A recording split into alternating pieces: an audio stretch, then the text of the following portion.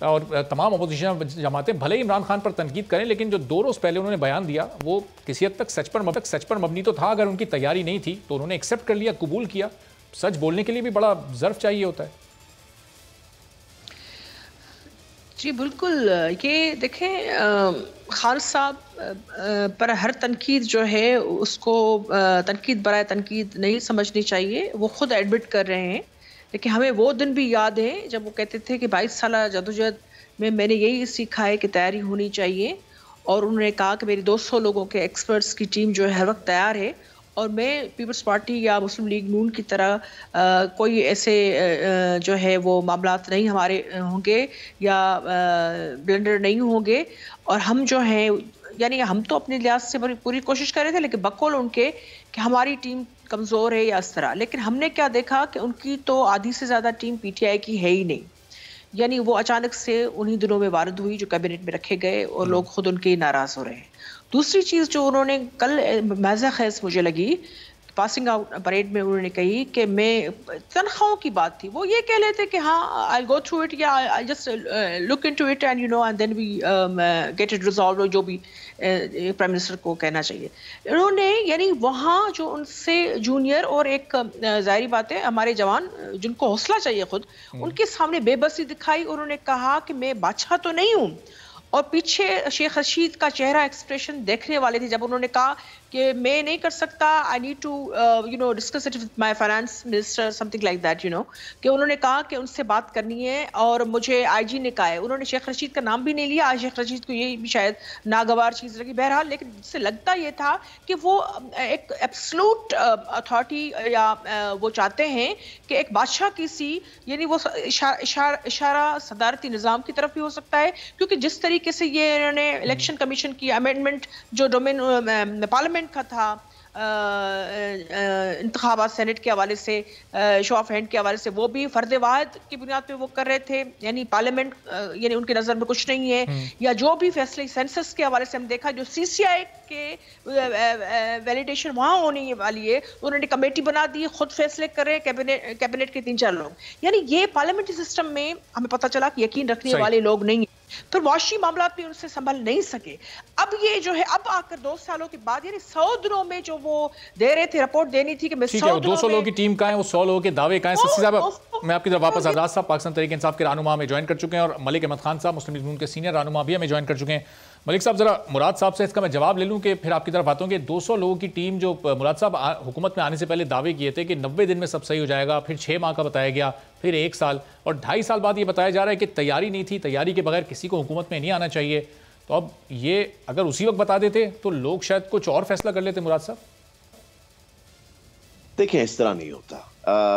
یہ ایک بڑا ہی جنرل کامنٹ تھا جس کو اتنا سیریسلی لے لیا گیا ہے، اور مجھے ابھی یہ بھی نہیں سمجھ آ رہی کہ اس کامنٹ کے اوپر بات کس لیے ہو رہی ہے، کیونکہ گورنمنٹ تو اپنا کام کر رہی ہے. میں آپ کو بڑی سمپل سی اگزامپل دیتا ہوں. At the end of the day میں پچھلے 5 سال اپوزیشن میں اسٹینڈنگ کمیٹی ایجوکیشن کا ممبر تھا، ٹھیک ہے جی. اور میں سمجھ رہا تھا کہ مجھے کافی چیزیں پتہ لگ گئی ہیں ایجوکیشن کی. آپ سوچ نہیں سکتے کہ جب مجھے ڈپارٹمنٹ ملا اتنی یہ ایک مسئلستان تھا جو کہ یہ پتہ نہیں آپ کو لگنے دیتے باہر بیٹھ کے. Even though you are an M P A, even though آپ چاہ رہے ہیں کہ آپ کو چیزیں پتہ لگیں، even though you are member of standing committee of Punjab assembly, آپ کو چیزیں نہیں پتہ لگتی کہ کیا کیا چیزیں ہو رہی ہیں اور کتنا جب تک آپ سسٹم کے بیچ میں نہیں آتے نا، آپ کو سسٹم کا نہ کوئی بتاتا ہے اور نہ آپ کو پتہ لگ سکتا ہے. آپ کو یہ صرف تب پتہ لگتا ہے جب آپ سسٹم میں آتے ہیں. سو ہم تو پہلی دفعہ گورنمنٹ میں آئے ہیں، اور جتنا میرے خیال سے ہم بہترین چیزیں کر سکے ہیں ان حالات میں بھی. دنیا کو دیکھیں کہاں پہ ہے کووڈ کے ساتھ. خیبر پختونخوا میں تو آپ لوگ پچھلے دور میں تھے گورنمنٹ میں، ایک صوبہ آپ کے پاس تھا پورا. سر میں پنجاب کی بات کر رہا ہوں. دیکھیں جو خیبر پختونخوا ہے اس کے الگ ہیں بالکل ایشوز، اس کی بالکل ایک ڈائنامکس الگ ہیں، اور آپ پنجاب کی بالکل ڈیفرنٹ ڈائنامکس ہیں. جہاں خیبر پختونخوا میں اگر 30,000 سکول ہے یا 50,000 سکول ہے، تو پنجاب کے اندر 1,20,000 سکول ہے. I mean dynamics are completely different. I mean آپ وہاں کے ایم پی اے کو اٹھا کے آپ پنجاب کے ایم پی اے تو نہیں بنا سکتے نا، یا وہاں کے منسٹر کو آپ پنجاب کا منسٹر تو نہیں بنا سکتے. سو اگر ہم پہلی دفعہ گورنمنٹ میں آئے ہیں اور اس طرح کی اگر ایک سٹیٹمنٹ دے بھی گئی ہے, what is the big deal؟ ہم سے پوچھیں کہ ہم نے کیا کیا ہے. At the end of the day ہم نے اپنا رپورٹ کارڈ دے کے جانا ہے نا, کسی اور نے تو نہیں.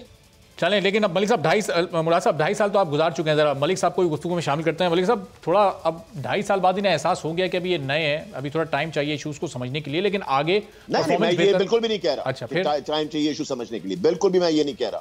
ہم نے سمجھ لیے ہوئے, ہم ایشوز پہ کام کر رہے ہیں. اچھا, کام کر رہے ہیں ایشوز پہ. تو ملک صاحب تھوڑا موقع دیں, ابھی 2.5 سال ہوئے ہیں, پہلی بار حکومت میں آئے, خاص طور پر پنجاب میں اور وفاق میں. آپ لوگ 3 بار حکومت کر چکے ہیں اور ان کو 2.5 سال بعد آپ ہٹانے کی بات کر رہے ہیں. 5 سال دیں تاکہ پھر 5 سال بعد عوام خود احتساب کر سکیں, خود فیصلہ کر سکیں. جیسے دیکھیں, آپ کا جو بنیادی سوال ہے وہ یہ ہے کہ ونس آپ گورنمنٹ میں ہیں تو آپ کا جو ایک دن ہے وہ میٹر کرتا ہے, اور وہ میٹر اس طرح کرتا ہے کہ وہ 22 کروڑ لوگوں کی زندگی کے فیصلے کرتا ہے. اربوں روپے کا آپ بجٹ خرچ کرتے ہیں, اور اگر آپ وہ سیکھنے سکھانے کے چکر میں ہی بالکل ستیہ ناش کر رہے ہوں تو پھر تو باتیں علیحدہ رہ جاتی ہیں. اور پھر ابھی تک جو آپ کے سامنے ہے کہ کسی ایک پالیسی کو آپ دیکھ لیں, چاہے وہ ویٹ پالیسی ہے, ایبسولوٹ فیلئر ہے, چاہے وہ ان کی دیکھ لیں شوگر پالیسی ہے, ایبسولوٹ فیلئر ہے, اور لا اینڈ آرڈر کی صورتحال دیکھ لیں, کرائم ریٹ دیکھ لیں کہاں پر ہے, کیا صورتحال ہے. آپ ان کی دیکھ لیں جو ایجوکیشن پہ بڑی بات تھی کہ کیا ریفارمز ہیں, وہ تو اگر اس طرح سے بات نہیں ہوتی کہ ایک ہولسٹکلی اگر آپ کہنا چاہ رہے ہیں تو پھر تو آپ کی جو ایک اسٹیریو ٹائپنگ تھی وہ بھی اپروپریٹ نہیں. تو وہ تو ایک بڑی عجیب سی اور ایک لمبی بحث ہے جس کی طرف بات چلی جائے گی. لیکن معاملہ یہ ہے کہ ان 1000 دنوں میں تحریک انصاف کی حکومت اس معیشت پر بھی بوجھ ثابت ہوئی, اس ملک کی سیاست کے اندر بھی ایک بوجھ ثابت ہوئی, معاشرے کے لیے بھی ایک بڑا تلخ تجربہ بنا. اور یہ بھی نظر آ رہا ہے کہ یہ جو ان کی حکمت عملی ہے, چاہے وہ کسی چیز کے بارے میں بھی ہے. دیکھیں نا, آئین کی تشریح کا معاملہ ہی لے لیں, یعنی اتنی پور انڈرسٹینڈنگ آف تھنگز ہم نے تو کبھی نہیں دیکھی. چاہے وہ کوئی ایک نوٹیفکیشن جاری کرنا ہو وہ ان سے مناسب نہیں ہوتا.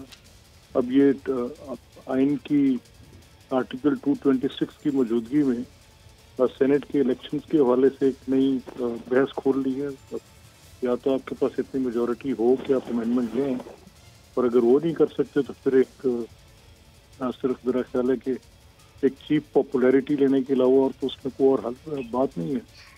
تو this is basically what it is کہ یہ ان کے ایڈمیشن ہے ان دیز 2.5 years. یہ بالکل 1000 دن کی مکمل ناکامی کا اعتراف ہے, اور اس کے نتیجے میں جو انہوں نے اس ملک میں نقصان کیا ہے وہ آپ کے سامنے.